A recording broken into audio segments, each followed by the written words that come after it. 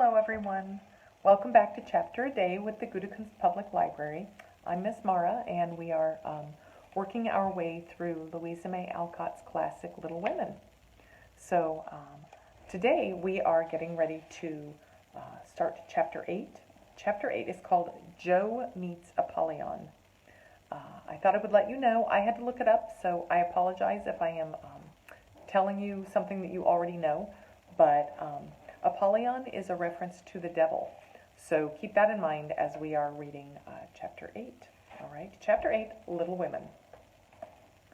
"Girls, where are you going?" asked Amy, coming into their room one Saturday afternoon, and finding them getting ready to go out, with an air of secrecy which excited her curiosity. "Never mind, little girls shouldn't ask questions," returned Jo sharply. Now, if there is anything mortifying to our feelings when we are young, it is to be told that, and to be bidden to run away, dear, is still more trying to us. Amy bridled up at this insult, and determined to find out the secret if she teased for an hour. Turning to Meg, who never refused her anything very long, she said coaxingly, "Do tell me. I should think you might let me go too, for Beth is fussing over her dolls, and I haven't got anything to do, and I'm so lonely." "I can't, dear, because you aren't invited," began Meg, but Jo broke in impatiently. "Now, Meg, be quiet, or you will spoil it all. You can't go, Amy, so don't be a baby and whine about it." "You're going somewhere with Laurie. I know you are. You were whispering and laughing together on the sofa last night, and you stopped when I came in. Aren't you going with him?" "Yes, we are. Now do be still and stop bothering." Amy held her tongue, but used her eyes, and saw Meg slip a fan into her pocket. I know you're going to the theater to see the Seven Castles," she cried, adding resolutely, "and I shall go, for Mother said I might see it, and I've got my rag money, and it was mean not to tell me in time."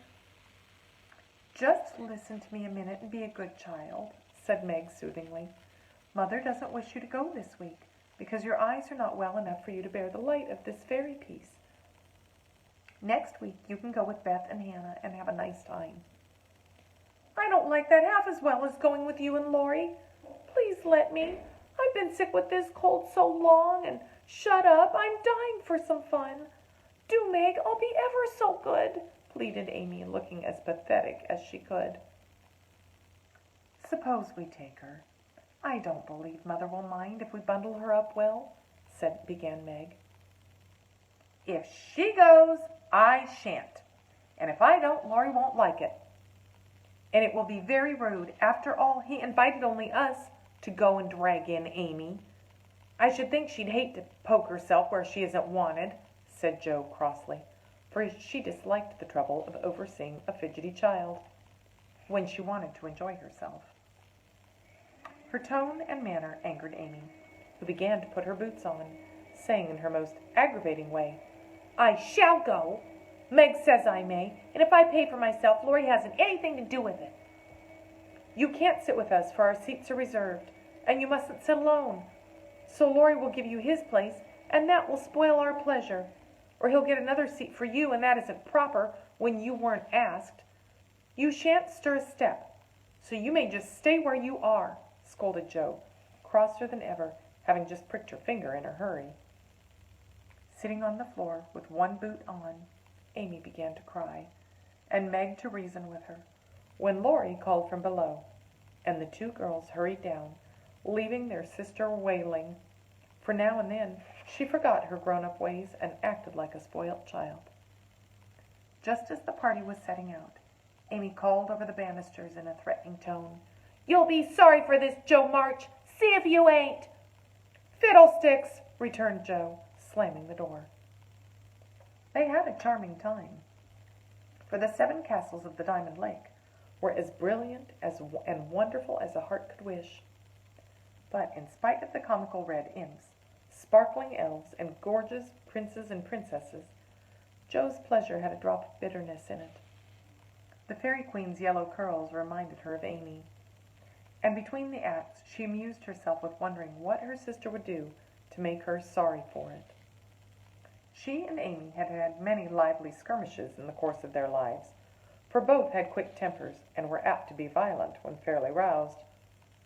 Amy teased Joe, and Joe irritated Amy, and semi-occasional explosions occurred, of which both were much ashamed afterward. Although the oldest, Joe had the least self-control, and had hard times trying to curb the fiery spirit which was continually getting her into trouble. Her anger never lasted long, and having humbly confessed her fault, she sincerely repented and tried to do better. Her sisters used to say that they rather liked to get Joe into a fury, because she was such an angel afterward. Poor Joe tried desperately to be good, but her bosom enemy was always ready to flame up and defeat her, and it took years of patient effort to subdue it. When they got home, they found Amy reading in the parlor. She assumed an injured air as they came in, never lifted her eyes from her book or asked a single question. Perhaps curiosity might have conquered resentment if Beth had not been there to inquire and receive a glowing description of the play. On going up to put away her best hat, Joe's first look was toward the bureau, for in their last quarrel, Amy had soothed her feelings by turning Joe's top drawer upside down on the floor. Everything was in its place, however, and after a hasty glance into her various closets, bags, and boxes, Joe decided that Amy had forgiven and forgotten her wrongs. There Joe was mistaken, for next day she made a discovery which produced a tempest. Meg, Beth, and Amy were sitting together late in the afternoon when Joe burst into the room, looking excited and demanding breathlessly, "Has anyone taken my story?" Meg and Beth said no at once and looked surprised. Amy poked the fire and said nothing. Joe saw her color rise and was down upon her in a minute. "Amy, you've got it!" "No, I haven't." "You know where it is, then?" "No, I don't."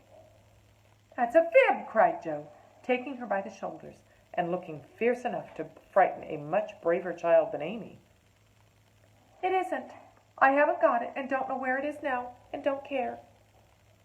"You know something about it and you'd better tell me at once or I'll make you," and Joe gave her a slight shake. "Scold as much as you like. You'll never get your silly old story again," cried Amy, getting excited in her turn. "Why not?" "I burnt it up." And that, my friends, is where we are going to stop. Oh, my word! All right, tomorrow we will finish Chapter 8. Thanks for joining me. Take care.